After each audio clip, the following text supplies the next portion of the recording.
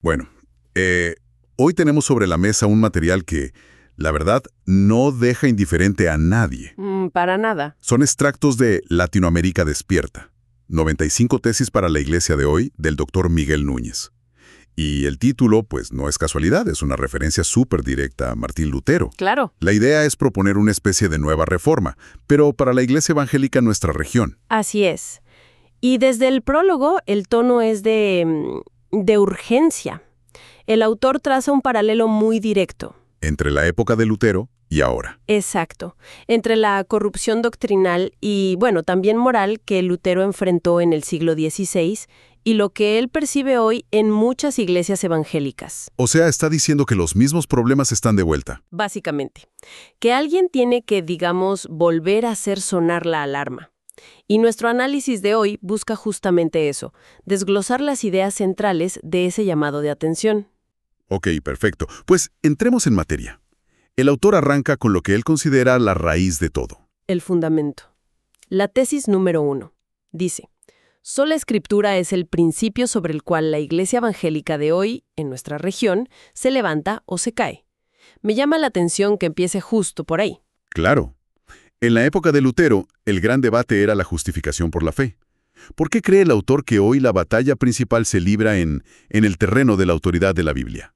Esa es la clave de todo su argumento. Él sostiene que el campo de batalla ha cambiado.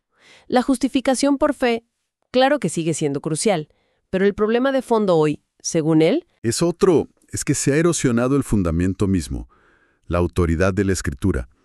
El texto lo llama el surgimiento de revelaciones doctrinales extrabíblicas. ¿Qué quiere decir con eso exactamente? sueños, visiones e ideas. Sueños, profecías. Enseñanzas que se presentan con la misma autoridad que la Biblia o a veces incluso por encima de ella. De hecho, cita a Isaías para reforzar su punto. A la ley y al testimonio. Si no hablan conforme a esta palabra, es porque no les ha amanecido. A ver si entiendo la conexión. El autor dice que si se abandona la Biblia como única autoridad, el vacío se llena con otra cosa. Automáticamente. Con lo que menciona la tesis número 2, sueños, visiones y opiniones. ¿Es así de directo al salto? Según el autor, sí. Es un principio de vacío. Algo tiene que ocupar el lugar de la autoridad. Si no es un texto objetivo, externo, Se vuelve interna. subjetiva, Mis sentimientos, mi experiencia. mi supuesta revelación personal. Y ahí es donde él argumenta que se pierde el evangelio. Se reemplaza el mensaje central por algo que suena muy espiritual, pero que no tiene el mismo contenido. Eso nos lleva a una pregunta fundamental. ¿Qué es el evangelio para el autor? Porque es una palabra que se usa muchísimo. La tesis 66 es muy específica. Lo es y deliberadamente. Lo define no como un conjunto de principios morales o de autoayuda, sino como el mensaje sobre los hechos históricos. Vida, muerte y resurrección de Cristo. Exacto, citando directamente 1 Corintios 15. El argumento es contundente. Si quitas la cruz del centro, puedes atraer multitudes, claro, puedes tener un movimiento exitoso, pero lo que no puedes hacer, según el texto, es formar verdaderos discípulos, porque el poder no está ahí. En ese mensaje específico, no en las experiencias emocionales que lo puedan rodear. Ahora, hablemos de cómo esta base doctrinal se traduce en la vida diaria. Me detengo en la tesis número 3. El cristiano no tiene una vida sagrada y otra secular. Un punto clave. Aquí introduce esa idea de los reformadores de vivir coram Deo, delante del rostro de Dios. Suena muy poético, pero en la práctica choca de frente con toda nuestra cultura de separar el trabajo, la vida personal, lo público de lo privado. Es que el autor parece estar borrando esas líneas por completo. Y para los reformadores, esa separación era impensable. No se trataba de ir a la iglesia el domingo y vivir de otra manera de lunes a sábado. Claro. La idea radical que el autor quiere recuperar es que, no sé, la caja de herramientas de un carpintero, la contabilidad de un comerciante, O la programación de un informático. Exacto. Fuesen actos de adoración. Y el texto es muy claro al definir qué significa glorificar a Dios en esas tareas. Es reflejar sus atributos, su orden, su creatividad, su justicia, su excelencia. De tal manera que el mundo vea un reflejo de quién es Él, a través de nuestro trabajo. Claro. Si cada acción es delante de Dios, eso cambia todas las reglas del juego. Ya no se trata solo de evitar los grandes pecados. Y esto nos lleva directo a la tesis número 4. A la santidad, que afirma que la santidad debe ser la marca distintiva del cristiano. Y aquí el autor lanza una advertencia que es casi una sentencia. La falta de santidad no es más que un reflejo de la trivialización de Dios en nuestras vidas. Esa conexión es crucial. Él no ve la falta de santidad como un simple problema de fuerza de voluntad, sino como un problema teológico. La tesis 15 describe lo que él ve como la cadena de montaje de este problema. La cadena de montaje. Sí, todo empieza, dice, en el púlpito con la predicación de un concepto pequeño de Dios.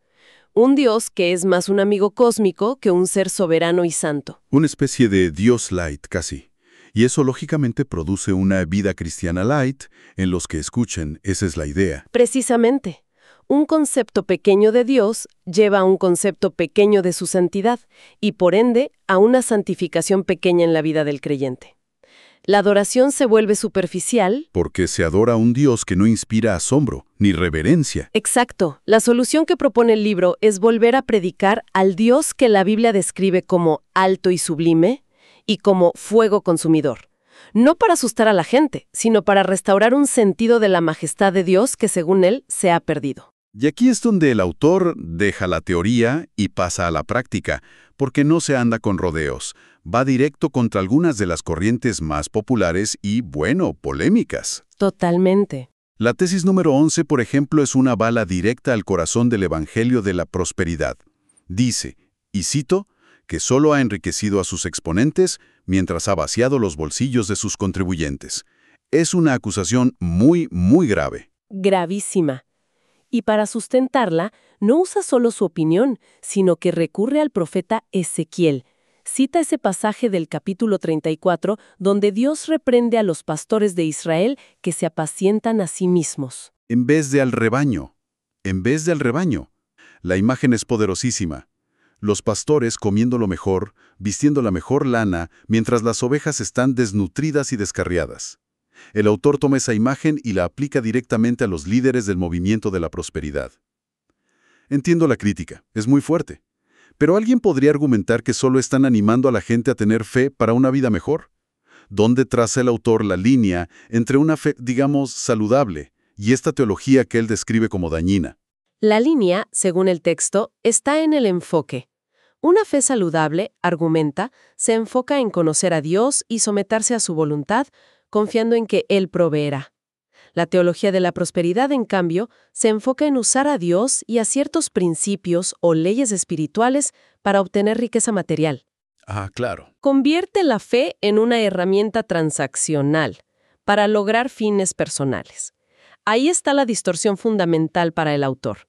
Y no es la única idea popular que analiza. La tesis 7 se enfoca en esa frase que se oye tanto: proclámalo y recíbelo. Esa es muy común. La creencia de que nuestras palabras tienen un poder creativo inherente. Suena un poco a la ley de la atracción, pero con un barniz religioso. Totalmente. Y el argumento del autor aquí es sobre quién está al mando del universo. Para él, esta idea pone al ser humano en el asiento del conductor. Es mi palabra, mi declaración, la que supuestamente obliga a la realidad a cambiar. Y él lo contrasta con la visión bíblica. Claro, donde la única palabra con poder para crear es la de Dios. Nuestra oración, según cita de 1 Juan, no es para torcer la voluntad de Dios hacia la nuestra, sino para alinear nuestra voluntad con la suya. Es una diferencia radical de soberanía. Y esto se conecta con la tesis 8, que dice que es Dios, y no la fe del hombre, quien determina lo que va a pasar. Parece que el autor está constantemente luchando contra esa idea de poner al ser humano en el centro. Ese es uno de los hilos conductores de todo el libro. Es una crítica constante a lo que él ve como un cristianismo antropocéntrico, centrado en el hombre, sus necesidades, su poder. En lugar de uno teocéntrico. Exacto. Centrado en Dios, su gloria y su soberanía. Incluso critica en la tesis 9 lo que él llama superstición evangélica. Sí, la idea de que hablar de algo negativo como una enfermedad o un problema financiero aumenta el riesgo de que suceda. Es curioso cómo funciona eso. Casi como tener miedo de gafar o traer mala suerte. Exacto. lo cual es muy irónico en un contexto de fe donde se supone que debes compartir tus cargas. El autor diría que es más que irónico, es trágico, porque coarta la comunidad, la honestidad, impide que la gente busque ayuda o pida oración por sus verdaderos problemas por miedo a confesar negativamente. Crea una fachada. Crea una cultura de apariencia donde todos tienen que fingir que todo está perfecto. Ok, entonces hemos hablado del Evangelio de la prosperidad, de decretar cosas con la palabra, de supersticiones. El autor no puede estar pensando que todo esto surgió de la nada. ¿A dónde apunta como el origen de estos problemas? Apunta directamente al púlpito. La tesis número 10 es brutalmente directa al respecto. Afirma que el púlpito es frecuentemente el culpable número 1 de la condición del pueblo de Dios. ¡Wow! ¿No culpa a la congregación? Ni a la cultura. Culpa al liderazgo. Es una afirmación durísima. Y a partir de ahí, el texto dedica varias tesis a dibujar el perfil del líder ideal, en contraste con lo que critica. Por ejemplo, la tesis 22 habla del carácter por encima de la reputación o el carisma. Sí, el requisito principal que establece, basado en las cartas pastorales de la Biblia, es que el líder sea irreprensible. Que es una palabra que impone. Suena a alguien que nunca comete un error, a perfección. Pero el texto aclara que no se trata de perfección sin pecado, sino de una vida con una integridad tan consistente que ninguna acusación creíble puede sostenerse. Es un carácter probado y transparente en casa, en la iglesia y en la sociedad. O sea que la vida del líder tiene que respaldar su mensaje. La idea es que el mensaje no puede ser más poderoso que su vida. La tesis 13 lo resume en una frase lapidaria. El pastor que no cuida su vida jamás podrá cuidar la vida de sus ovejas. Esa frase tiene un peso enorme. Y también habla del estilo de liderazgo. La tesis 18 critica a los líderes que se enseñorean del rebaño, que actúan como jefes autoritarios. Y en su lugar propone un modelo de siervo y administrador. Correcto. El líder no es el dueño de la iglesia, es un mayordomo, y su autoridad no se basa en la imposición, sino en el servicio y en el ejemplo. Lo cual nos lleva a otro punto crucial. La predicación. Exacto. La tesis 29 hace un llamado urgente a volver a la predicación expositiva, que, si no me equivoco, es básicamente dejar que la Biblia hable por sí misma en lugar de usarla como excusa para hablar de otra cosa. En lugar de usar la Biblia como un trampolín para saltar a un tema que el pastor eligió, la predicación expositiva es más como una visita guiada. Me gusta esa analogía. El texto bíblico es el guía y el pastor es el que nos va mostrando lo que hay, explicando su contexto, su significado original y asegurándose de que no nos perdamos el punto principal del autor original. Y eso protege a la congregación. El autor del libro argumenta que sí, que este método protege a la congregación de las opiniones personales del predicador y la alimenta con la sustancia de la palabra. Entonces, si juntamos todas las piezas, lo que tenemos no es simplemente una lista de quejas, es un diagnóstico profundo de lo que el autor ve como una enfermedad espiritual. Y la receta que prescribe es un regreso radical a los fundamentos. Así es. La esencia de todo el material es un llamado vehemente a la autoevaluación. Es una invitación a dejar prácticas y enseñanzas que el autor considera ajenas al texto bíblico y regresar a un cristianismo definido por 3 pilares: la autoridad absoluta de las Escrituras, una visión elevada de la santidad de Dios y la centralidad del evangelio histórico de la cruz. Por eso el título, Latinoamérica despierta, es tan literal. No es una metáfora suave, es un llamado a salir de lo que él percibe como un estado de somnolencia doctrinal.